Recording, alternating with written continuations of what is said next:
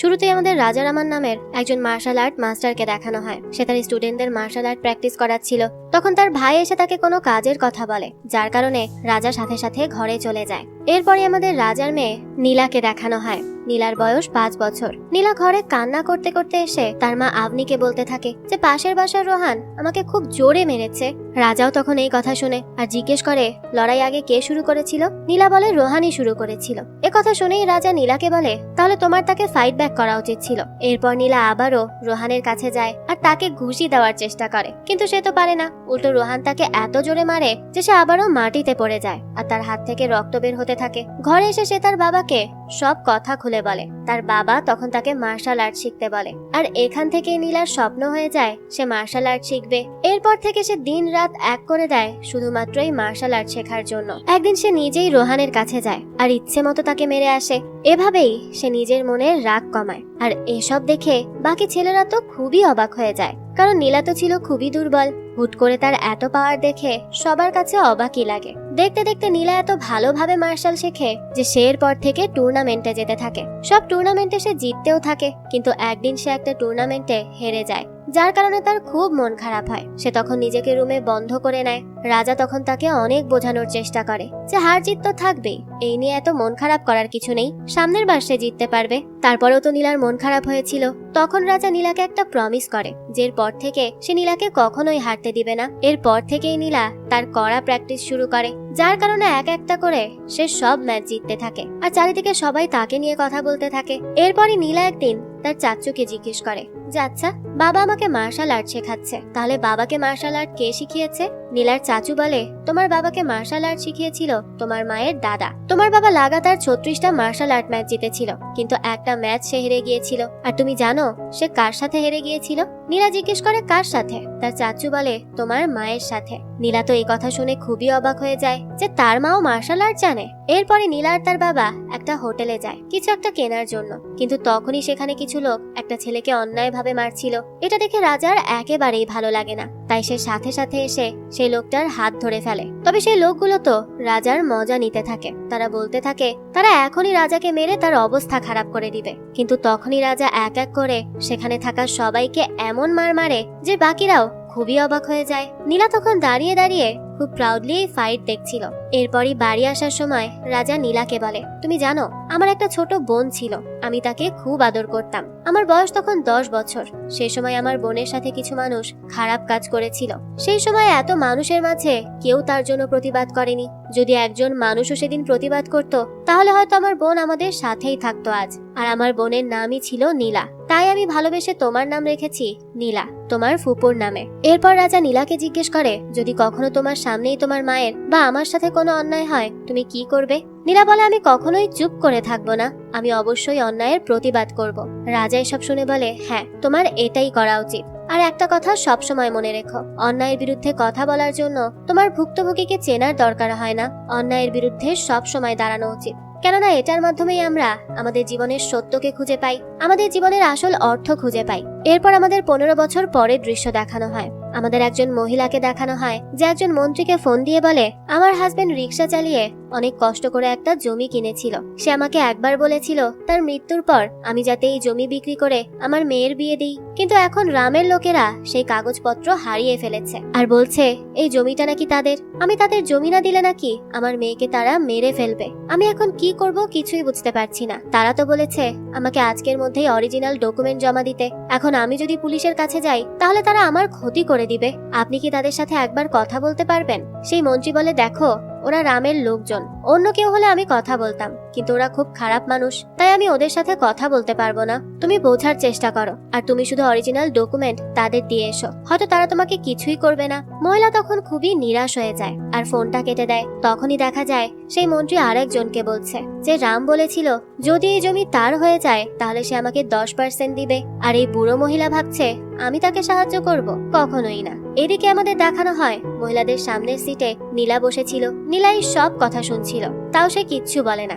এরপরে দেখা যায় সেই মহিলা সেই গুন্ডার বাড়িতে চলে আসে। মহিলাটা তাকে অরিজিনাল ডকুমেন্ট দেয়, আর তখনই সেখানে থাকা একটা ছেলে উড়ে এসে সেই লোকের টেবিলের উপর পড়ে। তারা তো সবাই অবাক হয়ে যায়। তারা ভাবে বাইরে হয়তো পুলিশ বা অন্য কেউ এসেছে, তাই লোকটি তার লোকেদের বলতে থাকে দ্রুত বাইরে চেক করে আসো। সেই লোকেরা তখন নীলাকে একটা সাইড করে বাইরে যায় এটা দেখতে যেখানে কেউ এসেছে কিনা, কিন্তু তারা দেখে বাইরে তো কেউ নেই। তখনই আঘাত পাওয়া ছেলেটা নীলার দিকে দেখিয়ে দেয়, আর তখনই নীলা এক এক করে সবাইকে মারতে থাকে। সে ঠিকই এখানে অন্যায়ের প্রতিবাদ করতে চলে এসেছে। নীলা লোকগুলোকে এভাবে মারছিল, এসব দেখে সেই মহিলাটা তো খুবই অবাক হয়ে যায়। এরপর নীলা রাম নামে সেই গুন্ডাকেও মেরে তার থেকে সেই পেপারস গুলো নিয়ে নেয়, আর সেগুলো সেখানেই ছিঁড়ে ফেলতে বলে। আর তাকে বলে এরপর থেকে যদি কোনো অসহায় মানুষকে এভাবে অত্যাচার করো তাহলে আমার এই মারগুলো মনে রাখবে।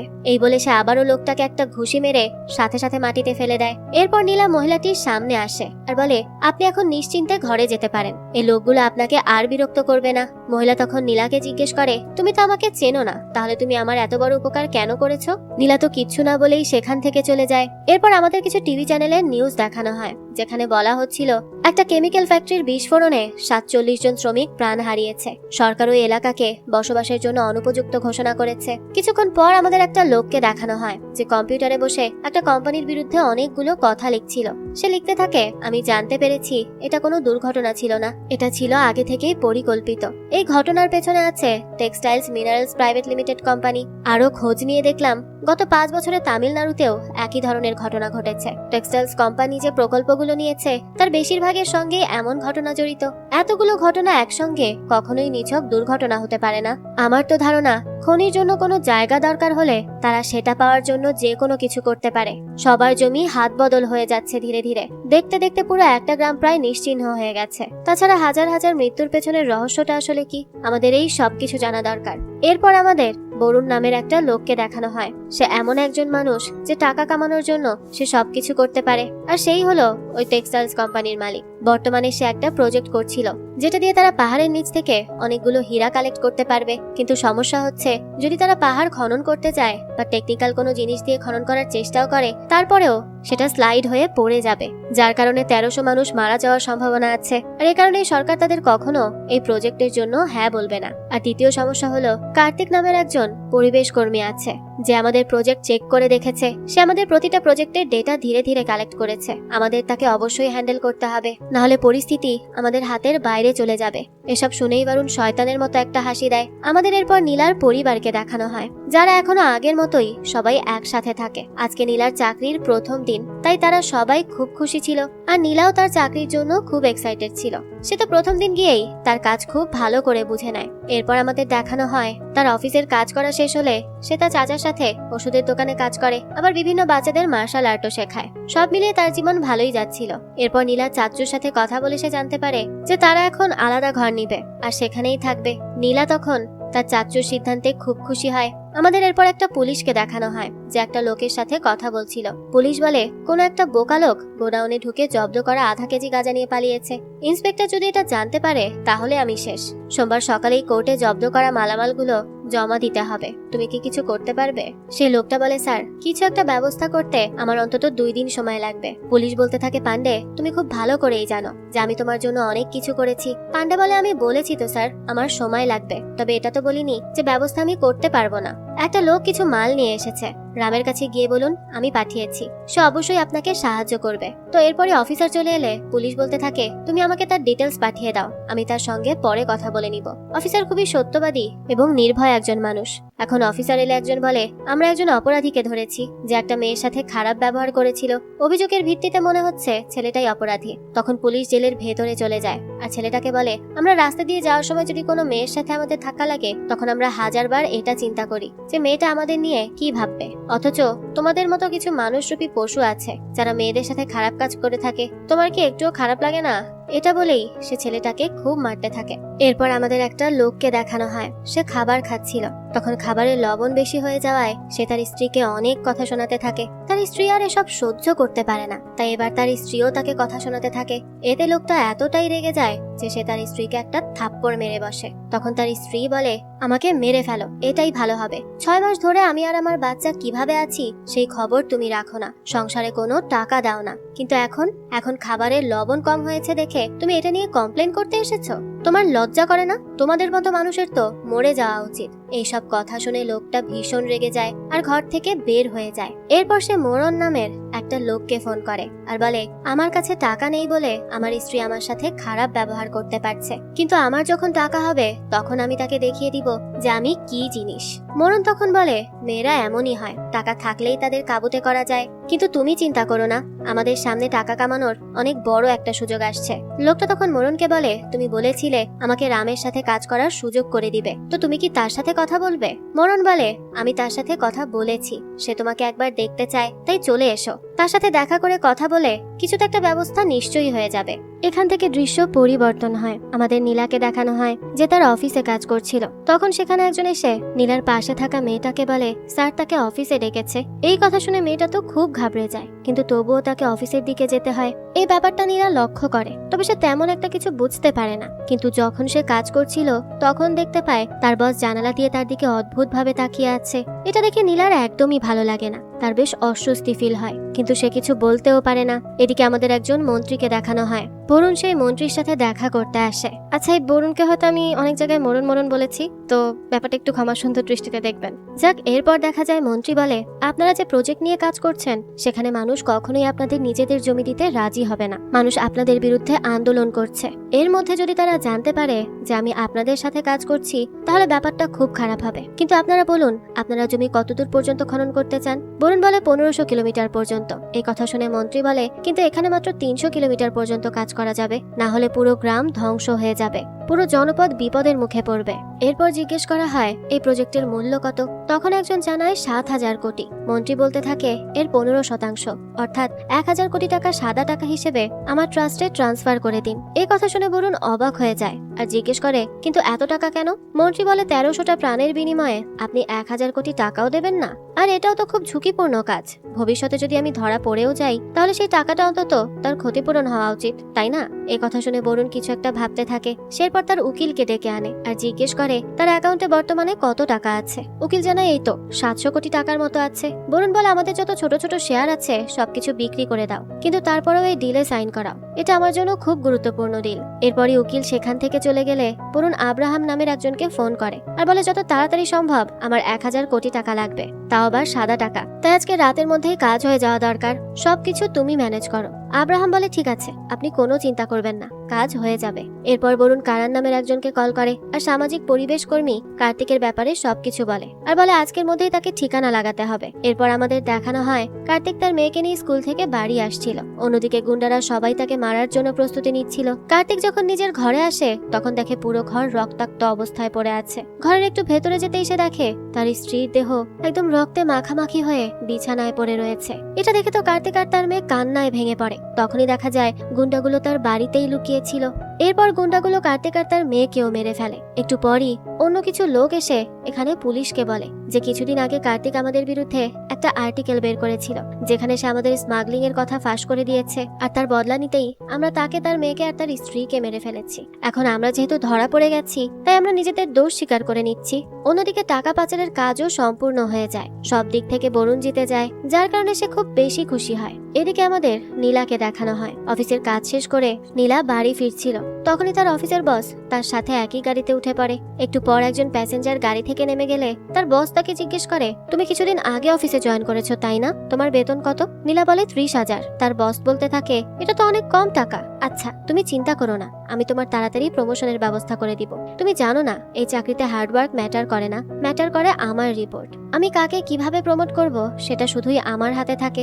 এই বলে সে নীলাকে বাজে ভাবে টাচ করতে শুরু করে। এটা দেখেই তো নীলা ভীষণ ঘাবড়ে যায় আর ড্রাইভারকে গাড়ি থামাতে বলে। ড্রাইভার গাড়ি থামালে নীলা তাড়াতাড়ি ড্রাইভারকে গাড়ির দরজা খুলতে বলে, কিন্তু ড্রাইভার বলে, এখন অনেক রাত হয়ে গেছে, আপনার বাইরে থাকা ঠিক হবে না, আমি আপনাকে বাড়ি পৌঁছে দিব। এই কথা শুনে নীলা বলে, ঠিক। এটা বলেই সে তার বসকে মারা শুরু করে। সে তো মারতে মারতে তার হাত ভেঙে দেয়, নাক দিয়ে রক্ত বের করে দেয়। এরপর ড্রাইভারকে গাড়ির দরজা খুলতে বলে। ড্রাইভারও তখন গাড়ির দরজা খুলে দেয়। সে তার বসকে এরপর একটা লাথি দিয়ে বাইরেই বের করে দেয়। বস তো এসব দেখে খুব অবাক হয়ে যায়। অন্যদিকে ড্রাইভারও খুব খুশি হয়। দৃশ্য পরিবর্তন হয়। আমাদের নীলার মা আর বাবাকে দেখানো হয়। নীলার মা তার বাবাকে বলে, আমাদের নীলার জন্য খুব ভালো একটা সম্বন্ধ এসেছে। ছেলেটাও খুব ভালো আর পরিবারও অনেক ভালো। আমার মনে হয় এই পরিবারের সাথে আমরা আত্মীয়তা করতে পারবো। তারা তো নীলাকে একবার দেখেই পছন্দ করেছে। আমি চাই তারা আমাদের বাড়িতে এসে নীলাকে দেখে যাক। কিন্তু রাজা আপনিকে বলে নীলা মাত্রই তার চাকরিটা পেয়েছে, এখন তার উপর বিয়ের প্রেশার দেওয়াটা একেবারেই ঠিক হবে না। তাকে একটু তার মতো চাকরিটা করতে দাও না। নীলার মা বলে দেখতে আসলেই তো আর বিয়ে হয়ে যাবে না, তাছাড়া আমাদের পছন্দও হতে হবে, তারপর তো আমরা বিয়ে দেব। রাজা বলতে থাকে আমাদের পছন্দ অপছন্দ বলে কোনো কিছু নেই। নীলা যদি পছন্দ করে তাহলেই সেখানে বিয়ে হবে, না হলে হবে না। তাছাড়া আর একটা কথাও হবে না বলে দিলাম। আপনি বলে যদি নীলার ছেলেটাকে পছন্দ হয় তাহলে তো আমরা বিয়ের কথা বলতেই পারি। তাছাড়া আমি চাই তাকে বিয়ে দিতে, কারণ হয়তো আমরা কোনোদিন খবর পাবো সে কারো নাক মুখ ফাটিয়ে দিয়েছে, আর এটা নিয়ে একটা বিচ্ছিরি ঘটনা হয়ে যাবে। আমি এটা চাই না। রাজা তখন বলে ঠিক আছে, তুমি যা ভালো মনে করো তাই করো। এদিকে আমাদের নীলার বসকে দেখানো হয়। তার অবস্থা তো একদম বাজে ছিল। তার একজন বন্ধু এসে তাকে বলে আমি দেখেছি কালকে রাতে তুমি নীলার সাথে গাড়ির মধ্যে কিছু একটা করছিলে। আমি ভাবতাম নীলা তেমন ধরনের মেয়ে না, কিন্তু কালকে আমার ভাবনা ভুল প্রমাণিত হয়েছে। এই কথা শুনে নীলার বস বলে নীলা ওই ধরনেরই মেয়ে। আমি ভাবছি তুমিও তাকে কি একবার অফার দিয়ে দেখো, হয়তো সে তোমার সাথেও রাজি হয়ে যাবে। এই কথা শুনে তো তার বন্ধু ভীষণ খুশি হয়ে যায়, কিন্তু তার বস তো জানে নীলা তার কি হাল করতে পারে। পরের দৃশ্যে দেখা যায় নীলা অফিসে এলে অফিসের মেয়েগুলো সবাই একে একে নীলাকে ধন্যবাদ বলতে থাকে আর গুড লাক বলতে থাকে। তখন আমাদের দেখানো হয় নীলার বসের যে অবস্থা তার বন্ধুরও একই অবস্থা, মানে সেই ছেলেটাও নীলার সাথে খারাপ কিছু করতে গিয়েছিল, যার কারণে তার এই অবস্থা হয়েছে। এখান থেকে দৃশ্য পরিবর্তন হয়। আমাদের পুলিশ অফিসারকে দেখানো হয় যে রাস্তায় দাঁড়িয়ে চেকিং করছিল। তখনই হঠাৎ সেখানে আব্রাহামের গাড়ি এসে অ্যাক্সিডেন্ট করে। পুলিশ গিয়ে দেখে আব্রাহাম অজ্ঞান অবস্থায় গাড়ির ভেতর পড়ে আছে। পুলিশ তখন তাকে হসপিটালে নিয়ে আসে। একটু পরই বরুণের কাছে ফোন আসে আব্রাহাম হসপিটালে ভর্তি আছে, তাও পুলিশ তাকে হসপিটালে নিয়ে এসেছে।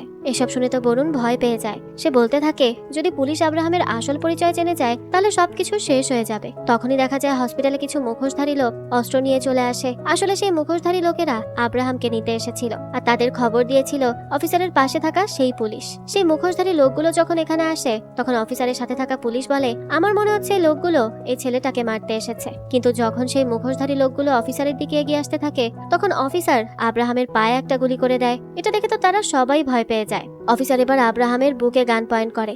এই দেখে তারা ভীষণ ভয় পেয়ে নিজেরাই সেখান থেকে চলে যেতে থাকে। এরপর অফিসার আরো অনেক পুলিশকে এখানে ডেকে আনে আব্রাহামের সিকিউরিটির জন্য, আর সবাইকে বলে তাড়াতাড়ি খোঁজ নিতে যে আব্রাহামকে, কারণ পুলিশ এখনো জানতো না এই ছেলেটাকে বা ছেলেটার নাম কি বা তার কোনো ক্রিমিনাল রেকর্ড আছে কিনা। অন্যদিকে আমাদের বরুণকে দেখানো হয়। সে তার লোকেদের ফোন করে বলে যত মানুষ দরকার সবাইকে নিয়ে আসো, আমার আব্রাহামকে চাই, তাকে হসপিটাল থেকে পুলিশের চোখ এড়িয়ে আমাদের নিয়ে আসতে হবেই হবে। এদিকে আমাদের রাম আর তার লোকেদের দেখানো হয় যাদের নীলা কদিন আগেই মেরে এসেছিল। রাম জানতে পেরেছিল নীলাই এলাকার, তাই সে নীলার এলাকার একজন মন্ত্রীর কাছে আসে। তখন সেই মন্ত্রী বলে তুমি তাড়াহুড়ো করে সিদ্ধান্ত নিও না, আমি তাদের পরিবারকে খুব ভালো করে চিনি, আমি তাদের সাথে কথা বলবো। এরপরই মন্ত্রী এসে আপনিকে বলে আপনার মেয়ে যে ছেলেটাকে মেরে এসেছে তার বিরুদ্ধে খুনের মামলা রয়েছে। ছেলেটা কোনোভাবে নীলা সবকিছু জানতে পেরে গেছে আর এখন সে নীলার কাছে বদলা নিতে মরিয়া হয়ে উঠেছে। সে বলে আমি এই ব্যাপারটা জানতে পেরেছি, তাই এবারের মতো আমি সামলে নিয়েছি, কিন্তু আপনার মেয়েকে বলবেন সে যেন নিজের রাগকে কন্ট্রোলে রাখে। এরপরই ঘরে এসে আপনি নীলাকে বলে আমি বুঝতে পারি না তুমি যেখানেই যাও সেখানেই কিছু না কিছু হয়, ঝামেলা তো দেখছি তোমার পিছুই ছাড়ে না। নীলা তখন তার মাকে বোঝানোর চেষ্টা করে, কিন্তু তার মা তো তার কোনো কথাই শোনে না। তখন রাজা আপনিকে বলে তুমি একবার তাকে জিজ্ঞেস করো দোষ কার ছিল, কিন্তু আপনি এতটাই রেগেছিল যে সে রাজাকেও বিভিন্ন কথা শুনিয়ে সেখান থেকে চলে যায়। কিন্তু এরপরেও রাজা নীলার উপর একটুও চেঁচায় না, কারণ সে খুব ভালো করেই জানতো নীলা কোনো কারণ ছাড়া এরকম কাজ করেনি। এদিকে আমাদের পুলিশ স্টেশনের দৃশ্য দেখানো হয়। অফিসারের কাছে ফোন আসে আব্রাহাম পালিয়ে গেছে। অফিসার সেখানে গিয়ে দেখে অনেক পুলিশ অফিসার আহত অবস্থায় পড়ে আছে। অফিসার তাদের জিজ্ঞেস করে কতজন লোক এসে আব্রাহামকে নিয়ে গিয়েছিল।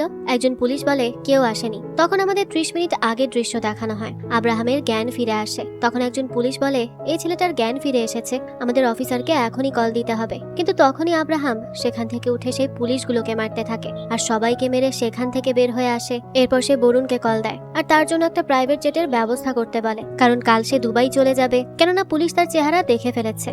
এখন এখানে থাকা অনেক বেশি রিস্কের ব্যাপার হয়ে যাচ্ছে। এখান থেকে দৃশ্য চলে আসে বর্তমানে। আমাদের নীলা আর তার মাকে দেখানো হয়। নীলার মা তাকে বলে কালকে আমি তোমার উপর অনেক চেঁচামেচি করেছি, তার জন্য তুমি প্লিজ রাগ করো না। আমি জানি তোমার বাবা তোমাকে সাহসী এবং শক্ত বানাতে চায়, কিন্তু আমি তো তোমার মা, আমি সবসময় তোমাকে খুশি দেখতে চাই, তাই প্লিজ আমার জন্য হলেও এরপর থেকে কারো সাথে এভাবে ঝামেলা করো না। নীলা বলে ঠিক আছে, আমি আর কারো সাথে ঝামেলা করতে যাব না। এদিকে আমাদের বরুণকে দেখানো হয়। সে তার বন্ধুকে নিয়ে আব্রাহামদের দলে যোগ দিতে এসেছিল।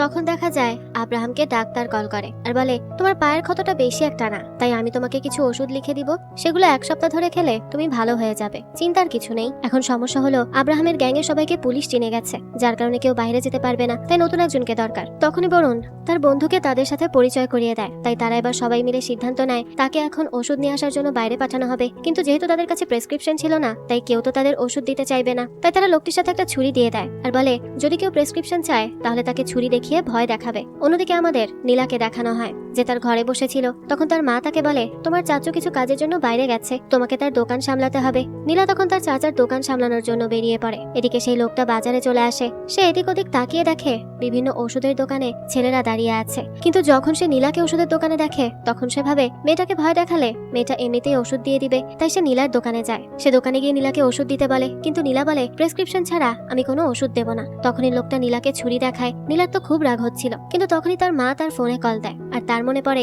সে তার মাকে বলেছিল সে বিনা কারণে লড়াই করবে না। সে লোকটাকে ওষুধ দিয়ে দেয়, কিন্তু লোকটা যাওয়ার আগে তাদের দোকান থেকে একটা চকলেট নেয়। তবুও নীলা কিচ্ছু বলে না। কিন্তু এরপর সে ফিরে এসে আবারও নীলাকে বলে, তোমার গলার চেইন আমাকে দিয়ে দাও। এই কথা শুনে এবার নীলা বলতে থাকে, আমি এটা দিব না। লোকটা আবারও ছুরি বের করে, কিন্তু এবার নীলা তাকে গালি দিয়ে হুট করেই মেরে বসে। নীলা তাকে এতটাই মার মারে যে তার অবস্থা একেবারে খারাপ হয়ে যায়। এদিকে আমাদের পুলিশ স্টেশনের দৃশ্য দেখানো হয়। পুলিশ আব্রাহামের বিরুদ্ধে এখনো কিছুই পায়নি, এখনো তার নাম জানা যায়নি। এটা নিয়ে অফিসার খুব চিন্তিত ছিল। ঠিক তখনই পুলিশ স্টেশনে কল আসে, একজন চেইন ছিনতাইকারী ধরা পড়েছে। দেখা যায় সেই লোকটাই ছিল চেইন ছিনতাইকারী যাকে নীলা এতক্ষণ মারছিল। লোকটি যাওয়ার আগে নীলার দিকে খুব অদ্ভুত ভাবে তাকিয়ে থাকে। এরপর পুলিশ তাকে থানায় নিয়ে চলে যায়। এদিকে আমাদের আব্রাহামদের দেখানো হয়, যারা এখন সেই লোকটার অপেক্ষায় ছিল। একটু পরে সেই লোকটা পুলিশ স্টেশনের বাথরুমে গিয়ে আব্রাহামদের কল দেয় আর সব ঘটনা খুলে বলে যে কিভাবে সে প্রথমে ওষুধ নিয়েছিল, কিন্তু এরপর সে লোভে পড়ে মেয়েটার থেকে ছিনতাই করতে গিয়েছিল আর তখনই মেয়েটা তার বাজে অবস্থা করে দিয়েছে। আব্রাহাম জিজ্ঞেস করে, মেয়েটা কি তোমার ব্যাপারে কোনো এফআইআর করেছে? ছেলেটা বলে, না, এখনো করেনি, কিন্তু মেয়েটা বলেছে একটু পরে এসে সে করবে। তখন আব্রাহাম কল কেটে দেয় আর বলতে থাকে, আমি চিন্তা করছি মেয়েটা যদি সেখানে এসে এই ছেলেটার বিরুদ্ধে মামলা করে দেয় তাহলে অবশ্যই এটার ইনভেস্টিগেশন হবে। এই ছেলেটা কেন ওষুধগুলো চেয়েছে, আর যদি ছেলেটাকে পুলিশ বাজেভাবে টর্চার করে তাহলে ছেলেটা তার মুখ খুলে দিবে। আর আমি কালকে দুবাই চলে যাব, আমি কোনো ঝামেলা চাই না। আমরা অলরেডি 18 জন পুলিশকে মেরে ফেলেছি, তাই আমাদের সেই ছেলেটাকে মেরে ফেলতে হবে, না হলে আমরা ফেসে যেতে পারি। আমাদের মেয়েটাকেও শেষ করে দিতে হবে। এরপরে দেখা যায় সে একটা লোককে কল করে আর নীলার ব্যাপারে সকল ইনফরমেশন জোগাড় করতে বলে। তারা নীলার ব্যাপারে সব ইনফরমেশন জোগাড়ও করে ফেলে আর তাদের পরিবারে কয়জন থাকে, বাড়িতে এখন কয়জন আছে, সবকিছু জানতে পারে। সাথে ওই লোকটা এটাও বলে যে তারা খুবই সাধারণ একটা পরিবার, তাই তাদের মারতে কোনো অসুবিধাই হবে না। তখন আব্রাহাম বলে, তাহলে তাদের সবাইকে আজকে রাতের মধ্যেই মেরে ফেলো। এখন আব্রাহামের সকল লোক বের হয়ে যায় নীলাদের পরিবারকে মারার জন্য। অন্যদিকে নীলাদের বাড়িতে আপনি আবারও নীলাকে অনেক বকাবকি করছিল এভাবে মারামারি করার জন্য, কিন্তু এবারও রাজা নীলার পক্ষ নেয়। আপনি তখন রাজাকে বলে, তোমার মেয়েকে তাড়াতাড়ি বিয়ে দিয়ে দাও, না হলে দেখা যাবে কিছুদিন পর তার নামে পুলিশ স্টেশনে কেস হয়ে যাবে। এদিকে দেখা যায় সেই লোকগুলো নীলাদের বাড়িতে চলে আসে। তারা হঠাৎ করেই নীলার উপর হামলা করে দেয়, কিন্তু নীলা তাদের এক এক করে মারতে থাকে। অন্যদিকে একজন রাজার উপর হামলা করতে এলে রাজা তার আচ্ছা মতো ধোলাই করে। এটা দেখে সেখানে থাকা বাকি লোকেরা ভীষণ অবাক হয়ে যায়। তারা তো বুঝতেই পারেনি এই সাধারণ পরিবারের লোকজন এত মারকুটে হবে। তারা খুব ভয় পেয়ে যায়। এরপর এক এক করে সব ছেলেদের মারতে থাকে রাজা। ঠিক তখনই আপনি নিজের ঘর থেকে বেরিয়ে আসে। গুন্ডাগুলো তাকে দেখে ভাবে হয়তো সে একটু দুর্বল হবে, তাই তারা তার উপর হামলা করতে যায়। কিন্তু দেখা যায় আপনি রাজা নীলার থেকেও বড় ফাইটার। তো এখানে অনেকক্ষণ ধরে মারামারি হতে থাকে। মারামারির এক পর্যায়ে একটা গুন্ডা নীলাকে মারতে আসে, কিন্তু তখনই রাজা তার গলায় ছুরি বসিয়ে দেয়। তখন দেখা যায় সেখানে থাকা 2-1 গুন্ডা মারা যায়। এটা দেখে তারা সবাই অনেক অবাক হয়ে যায়। নীলা তখন রাজাকে বলে, হয়তো ওই দিন মেডিকেল শপে যে লোকটা এসেছিল এরা সেই লোকেরই বদলা নিতে এখানে এসেছে। এখন সবকিছু শেষে আপনি সবাইকে বলে আমাদের পুলিশে ফোন করা উচিত। রাজা বলে, পুলিশ এখানে আসলে তুমি কি বলবে? আমরা কেন এই 3 জন লোককে মেরে ফেলেছি? আপনি বলে, বলবো তারা আমাদের ঘরে চুরি করতে এসেছিল, তাই আমরা সেলফ ডিফেন্সের জন্য এই কাজ করেছি। রাজা বলতে থাকে, কিন্তু তারা তো আমাদের ঘরের কিছুই চুরি করেনি। আপনি তখন খুব কান্না করতে থাকে আর কান্না করতে করতে বলে, আমার ঘরের সুখ শান্তি সবকিছু শেষ হয়ে গেল, এখন আমরা কি করব? এদিকে ঘরের ভেতর এখনো 2টা লোক লুকিয়ে বসেছিল। সময় যাচ্ছিল অনেক, কিন্তু কেউ কিচ্ছু বলতে পারছিল না। হঠাৎই রাজার মাথায় একটা বুদ্ধি আসে। সে কিছুদিন আগেই নিজের ঘরের পেছনে অনেক বড় একটা খাদ করেছিল হাউস বানানোর জন্য। এখন সে চাইছে লাশগুলো সেখানে ফেলে দিতে। রাজা এরপর বলতে থাকে, এটা আমাদের মধ্যেই থাকবে, অন্য কেউ যাতে এই ব্যাপারটা জানতে না পারে, তাহলে অনেক ঝামেলা হয়ে যাবে। নীলা তখন বলে, সবই তো ঠিক আছে, তবে যেই দুইজন ঘরে লুকিয়ে আছে আমরা তাদের কি করব? তাদের একটা ব্যবস্থা না করলে তো হচ্ছে না। এই কথা শুনে লুকিয়ে থাকা দুজন অবাক হয়ে যায়। তারা তো বুঝতেই পারেনি যে নীলারা তাদের ব্যাপারে জানে। রাজা এরপর আবনিকে বলে, আমি জানি তুমি আমাদের মেয়ের ভবিষ্যৎ নিয়ে কতটা চিন্তিত থাকো, আর একটা কথা মনে রেখো, এরা কিন্তু আমার মেয়েকে মারতে এসেছিল, তাই এটা আমাদের দায়িত্ব আমাদের মেয়েকে প্রোটেক্ট করা। তখনই রাজা ঘরের দরজা বন্ধ করে নেয়। আবনি টিভির সাউন্ড বাড়িয়ে দেয় আর নীলা ঘরের জানালা বন্ধ করতে থাকে। সেই সময় লুকিয়ে থাকা দুজন লোক বাইরে বেরিয়ে আসে। এটা দেখে তো রাজা আবারও ফাইট শুরু করে দেয়। তখন এখানে থাকা একটা লোক তার লোকেদের বলে যে, তোমরা তো বলেছিলে এরা খুব সাধারণ পরিবার, তাহলে এখানে এসব কি হচ্ছে? এরা তো ডেঞ্জারাস।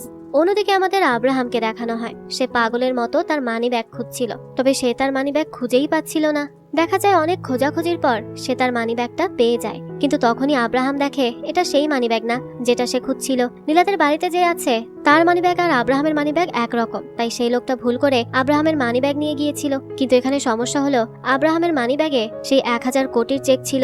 অন্যদিকে আমাদের নীলাদের দেখানো হয় তারা এক এক করে লাশ সেই গর্তে ফেলতে থাকে। অন্যদিকে আমাদের বরুণকে দেখানো হয় সে একটা লোককে বলছিল আর 2 দিনের মধ্যে আমাদের প্রজেক্ট চূড়ান্ত হয়ে যাবে, এতে যে 6000 কোটি টাকার মুনাফা আসবে সেটা ব্যবহার করে আজই রিসার্চ টিমকে সম্ভাব্য খনন প্রকল্পে বিনিয়োগের জন্য উপযুক্ত জায়গাগুলোর একটা তালিকা তৈরি করতে বলো। বরুণ তার প্রজেক্ট নিয়ে খুব খুশি ছিল। অন্যদিকে আব্রাহামের লোকেরা বলে, আমরা যে কয়জন লোককে ওই পরিবারকে মারতে পাঠিয়েছিলাম তারা কেউই তো ফোন তুলছে না।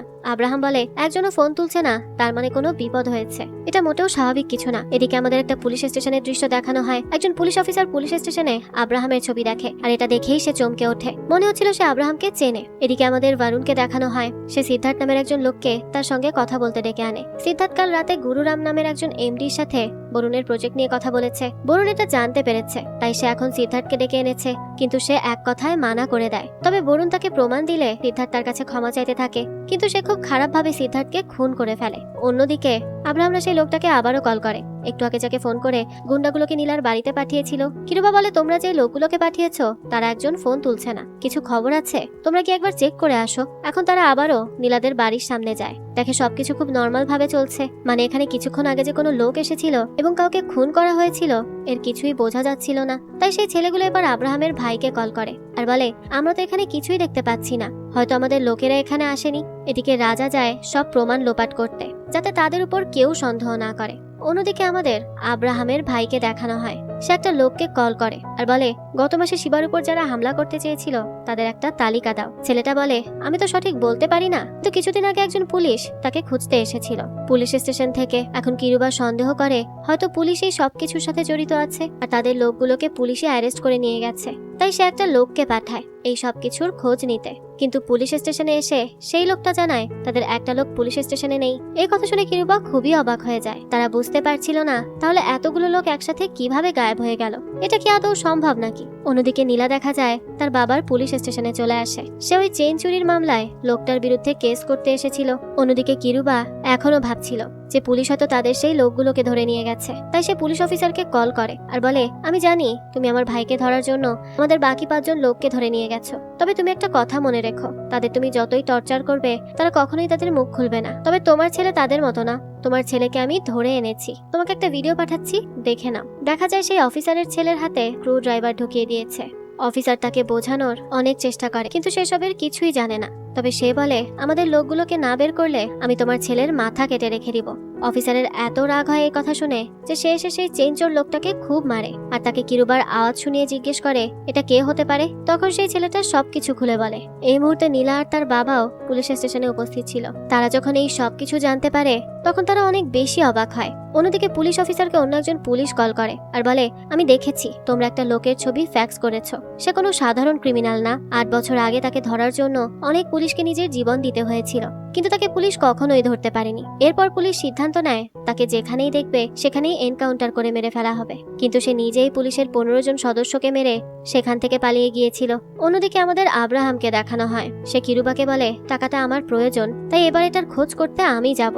তোমার পক্ষে যতটুকু সম্ভব হয় তুমি ততটুকুই করো। এটা বলেই সে সেখান থেকে বের হয়ে যায়। এরপর সে তাদের সাথে থাকা পুলিশকে ধরে নিয়ে আসে আর জিজ্ঞেস করে চেন চুরি করা ছেলেটা মুখ খুলেছে কিনা। পুলিশ জানে ছেলেটা মুখ খোলেনি, তার কারণে মার্শাল আর্ট মাস্টারের মেয়ে তার উপর থেকে কেস তুলে নিয়েছে। এরপর সে বলে আমাকে বিশ্বাস করুন, আমি কিছুই জানি না। আব্রাহাম বলে আমি তোমাকে বিশ্বাস করি। এই বলেই সে পুলিশকে মেরে সেখান থেকে চলে যায়। অন্যদিকে রাজাকে দেখানো হয় সে একজন পুলিশের সাথে দেখা করে। ঘর থেকে বেরিয়ে সে একা একা তার সাথে দেখা করার উদ্দেশ্যে যেতে থাকে। এদিকে আব্রাহাম ঘরের ভেতরে এলে আপনি জিজ্ঞেস করে সে কে। আব্রাহাম বলে আমি যাদের পাঠিয়েছিলাম তোমাদের মারতে তাদেরকে কি করেছো। নীলা বলে এই ছেলেটা সেই লোকগুলোর সাথে জড়িত, এরা পুলিশ অফিসারের বউ আর ছেলেকে কিডন্যাপ করেছে। এখন এই কথা শুনে আপনি লড়াইয়ের প্রস্তুতি নিতে থাকে। আব্রাহাম একদম তৈরি হয়ে যায়। এরপর আমাদের আব্রাহাম, নীলা আর আবনির একটা জবরদস্ত ফাইট দেখানো হয়। যেহেতু তারা সবাই মার্শাল আর্ট জানতো তাই তাদের মধ্যে দুর্দান্ত একটা লড়াই হয়। লড়াইয়ের এক পর্যায়ে যখন নীলা আর তার মা হেরে যাবে তখনই সেখানে চলে আসে রাজা। রাজা আর আব্রাহামের মধ্যে লড়াই হতে থাকে, কিন্তু লড়াইয়ের এক পর্যায়ে তারা সবাই দুর্বল হয়ে পড়ে আর আব্রাহাম আবনিকে মেরে ফেলবে। এই সময় নীলার চাচু সেখানে চলে আসে আর আব্রাহামের সাথে লড়াই করতে থাকে। অর্থাৎ তিনিও একজন মার্শাল আর্টে পারদর্শী মানুষ। তারা এবার সবাই মিলে আব্রাহামকে এত বাজেভাবে মারে আব্রাহাম এবার দুর্বল হয়ে পড়ে। অন্যদিকে বরুণকে দেখানো হয় সে নিজের প্রজেক্ট নিয়ে এখনো খুব খুশি ছিল যে সেই প্রজেক্টে সাকসেসফুল হয়ে যাবে। অন্যদিকে আমাদের নীলাদের দেখানো হয় আব্রাহামকে বেঁধে রেখেছিল তারা আর জিজ্ঞেস করছিল ইন্সপেক্টরের পরিবার কোথায় আছে। এদিকে কিরুবাকে তার একজন লোক ফোন করে বলে আমার কিছু একটা গড়বড় মনে হচ্ছে, আমাদের লোকেদের যাদের মারতে পাঠানো হয়েছে তারা নাকি পুরো পরিবার মার্শাল আর্ট মাস্টার। কিরুবা কিছু বলতে যাবে তখনই সেখানে দরজা ভেঙে নীলা আর রাজা চলে আসে আর মারামারি শুরু করে দেয়। কিরুবা তো কিছুই বুঝতে পারছিল না এখানে কি হচ্ছে। মুহূর্তের মধ্যেই নীলা আর রাজা সেখানে থাকা সবাইকে মেরে একদম ফিট করে দেয়। কিরুবাকে বেঁধে বেঁধে অন্যদিকে রুনাকে দেখানো হয় সে তার ডিল সাইন করে নেয় আর সে খুব খুশিও ছিল। এদিকে কিরুবা রাজাকে বলে তুমি ভাবছো এখানেই সবকিছু শেষ তাই তো, কিন্তু খেলা এখানেই শেষ নয়। তোমরা ভাবছো আমরা এইসব কিছু করেছি, কিন্তু আমাদের থেকেও পাওয়ারফুল মানুষ আছে যে চাইলে তোমার পরিবারকে নিমিশেই শেষ করে দিতে পারে। এই সবকিছু শুরু হয়েছিল শুধুমাত্র একটা নোটের কারণে। তখন নীলা বাড়িতে ফোন করে এই নোটের ব্যাপারে জানতে চায়। তার মা জানায় নোট তাদের কাছেই আছে। কিরুবা বলতে থাকে তোমরা জানো না ওই নোট আমাদের জীবনের থেকেও মূল্যবান,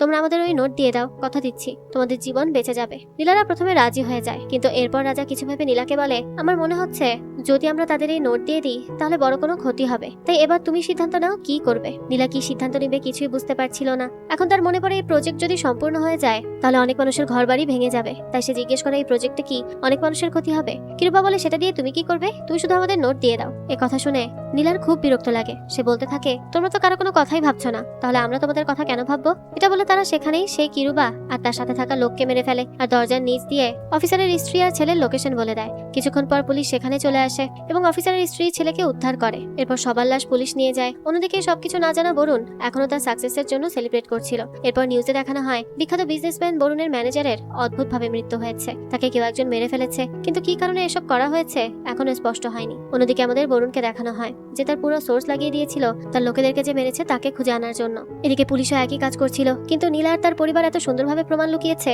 যে তাদের উপর কারো হয়তো সন্দেহই হবে না আর তাদের বিরুদ্ধে কোনো প্রমাণ তারা ছেড়েও আসেনি। এরপর আমাদের নীলার পরিবারকে দেখানো হয় যারা বসে বসে এই সবকিছু নিয়ে চিন্তা করছিল তাদের সাথে এতদিন কি হয়ে গেল, এই সবকিছু নিয়ে তারা ভাবছিল। অন্যদিকে আমাদের বরুণকে দেখানো হয় যার নীলা আর তার বাবার উপর ভীষণ সন্দেহ হয়। তখন সে তার কিছু লোকেদের এখানে নিয়ে আসে আর তাদেরকে বাজেভাবে মারতে থাকে। আর তখন সেখানে থাকা একটা লোক বলে আমি ওই দিন ওই পরিবারে কিছু অদ্ভুত শব্দ শুনতে পেয়েছিলাম, যখন আমি বাইরে দেখলাম তখন দেখি সেই পরিবারের লোকেরা আমাদের লোকেদের মারছে। এই কথা শুনে বরুণ অবাক হয়ে যায়। এরপর সে তার সেই সব লোকেদেরকে মেরে ফেলে যাদেরকে পুলিশ চিনতে পারবে। অন্যদিকে রাজা বলে আমাদের এই গেমের একজন মূল সদস্য রয়ে গেছে, তাকে মারলেই আমাদের এই গেম শেষ হবে, তাই এই শেষ গেম আমাদের খেলতেই হবে। মানে দুইজন দুই তরফ থেকে প্রস্তুতি নিয়ে রেখেছে। এরপর বরুণের লোকেরা ধমকি দিয়ে নীলাদের তার কাছে নিয়ে আসে, কিন্তু বরুণ জানতো না এটা নীলাদের প্ল্যান ছিল। এরপর নীলা, রাজা আর আপনি মিলে একে একে সেখানে থাকা সবাইকে মারতে থাকে। এরপর তারা যখন বরুণকে মারতে আসে তখন তারা আরো একটা সত্যি কথা বলে যে তারা যখন আব্রাহামকে মারছিল তার আগে আব্রাহামের চোখের সামনে সেই নোটটিকে চালিয়ে দিয়েছিল আর আব্রাহাম কিছুই করতে পারেনি। এরপর তারা বরুণকেও মেরে ফেলে আর এমন ভাবে মারে যে আগের মতোই তারা কোনো প্রমাণ রেখে আসে না,